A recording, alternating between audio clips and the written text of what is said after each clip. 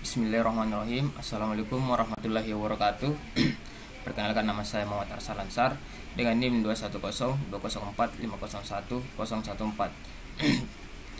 Di sini saya akan menjelaskan mengenai underground power transmission and gas insulated transmission line.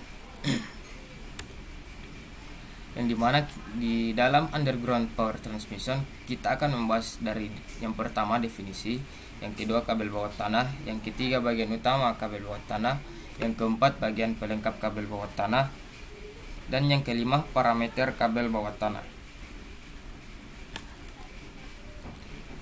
Definisi: saluran bawah tanah atau underground lines adalah saluran distribusi yang menyalurkan energi listrik melalui kabel yang ditanam di bawah tanah.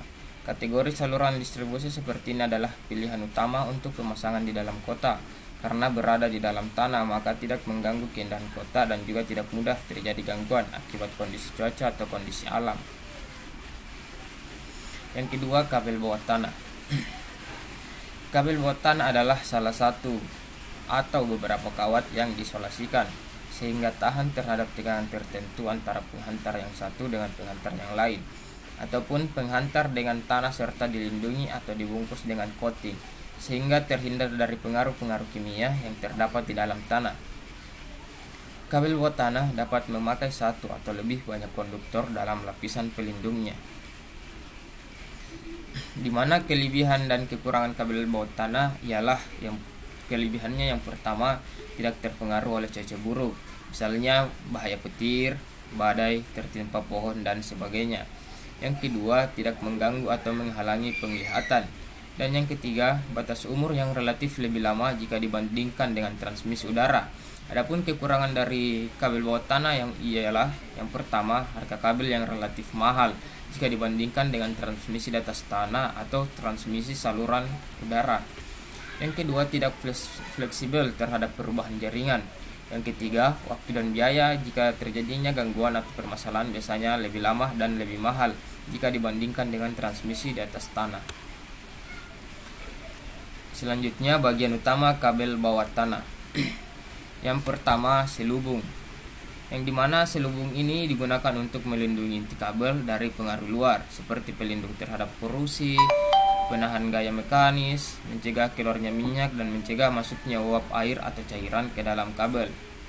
Yang kedua, isolasi, yang dimana isolasi adalah sifat atau bahan yang dapat memisahkan secara elektris beberapa buah penghantar yang berdekatan sehingga tidak terjadi kebocoran arus. Yang ketiga yaitu penghantar atau konduktor, di mana penghantar ialah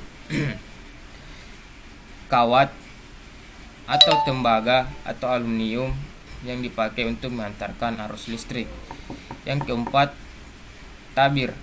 Tabir ialah suatu lapisan yang ada pada kabel yang dipasang sesudah bahan isolasi, di mana tabir ini biasa dijumpai pada kabel tegangan tinggi. Selanjutnya, bagian pelengkap kabel bawah tanah. Yang pertama yaitu bantalan. Bantalan adalah lapisan yang terbuat dari serat-serat yang berguna untuk tempat duduk, perisai atau armor, dan mencegah proses elektrolisa sehingga tidak merusak bagian dalamnya. Yang kedua, perisai. Perisai ini berfungsi untuk melindungi bahan isolasi dari kerusakan mekanis. Yang ketiga, bahan pengisi atau filler. Bahan pengisi biasanya dipakai pada konstruksi kabel yang berinti tiga, yaitu digunakan untuk mengisi ruang atau celah yang kosong sewaktu pemasangan intinya sehingga dapat berbentuk bulat. Yang keempat, sarung kabel. Sarung kabel adalah suatu lapisan bahan serat yang diresapi dengan campuran kitab air. Yang kelima yaitu parameter kabel bawah tanah. Terdapat berbagai teknik pemasangan sistem kabel bawah tanah, antara lain direct burial. Gambar tersebut menjelaskan direct burial. Bagian A, kabel konduktor tunggal, dan bagian B, kabel triple, di mana metode peletakan kabel secara langsung, yakni kabel dilindungi dengan selubung pita baja secara langsung, karena baja memberikan perlindungan yang baik dari kerusakan mekanik. Metode ini merupakan salah satu yang mudah dan banyak digunakan. Cara pemasangannya adalah menggali tanah menjadi parit dengan kedalaman 1,5 meter dan lebarnya 45 cm. Yang kedua, manhole. Manhole merupakan lubang yang dibuat sebagai titik temu antara kabel satu dengan kabel yang lain. Jarak antara dua manhole adalah sekitar 200 meter. Fungsi dari pembuatan manhole adalah digunakan sebagai tempat penarikan kabel dan tempat perbaikan kabel yang rusak.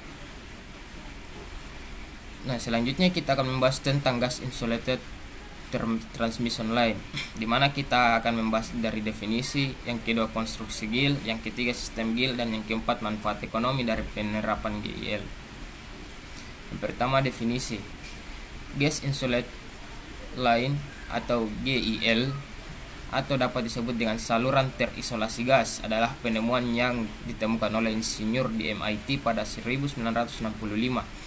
Struktur sederhana dari GIL adalah gas di nitrogen N2 dan sulfur heksafluorida SF6 yang mengelilingi konduktor berbahan dasar aluminium, insulator berbahan resin, dan lapisan luar yang berbahan aluminium.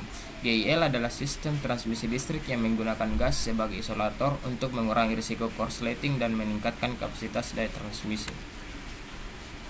Yang kedua, konstruksi GIL. Adapun beberapa bahan yang ada pada konstruksi GIL, yang pertama inti logam, yang dimana inti logam ini berfungsi sebagai konduktor listrik utama. Logam ini umumnya terbuat dari aluminium atau aluminium paduan. Yang kedua, isolator gas. Di sekitar inti logam terdapat ruang isolasi yang diisi dengan gas isolasi seperti belerang heksafluorida SF6. Yang ketiga, tabung penampung. GIL dilengkapi dengan tabung penampung yang dapat menahan tekanan gas isolasi. Tabung ini juga memberikan perlindungan terhadap faktor lingkungan dan mekanis. Yang keempat, pemantauan dan kontrol. Sistem GIL dilengkapi dengan perangkat pemantauan dan kontrol untuk memastikan kinerja yang optimal dan mendeteksi potensi masalah sejak dini. Yang kelima, yaitu sistem pendinginan. Pada beberapa desain GIL mungkin diperlukan sistem pendinginan untuk menjauh suhu gas isolasi tetap dalam batas aman. Yang ketiga, sistem GIL, di mana komponen utama GIL adalah cangkang paduan aluminium dan konduktor paduan aluminium yang merupakan produk permesinan yang relatif matang dengan teknologi pemrosesan yang matang. Gas isolasi SF6 adalah media isolasi yang sangat stabil dan andal, dan kinerjanya mudah dideteksi. Proses penuangan oksigen relatif matang dan kualitas produk dapat dikontrol. Yang keempat, manfaat ekonomi dari penerapan GIL. Yang pertama yaitu kapasitas pembawa arus yang kuat yang dapat mengurangi jumlah sirkuit transmisi daya di pembangkit listrik dan gardu induk dan mengurangi biaya keseluruhan. Yang kedua, ini dapat memecahkan masalah pembatasan lokasi ruang di beberapa area, khususnya dan ketidakmampuan untuk menggunakan saluran udara. Yang ketiga, masa pakai desain operasi yang andal selama 50 tahun, jauh melebihi masa pakai aksesoris kabel yang diharapkan, sehingga mengurangi biaya keseluruhan. Baik, mungkin itu saja pemaparan materi yang bisa saya paparkan. Lebih dan kurangnya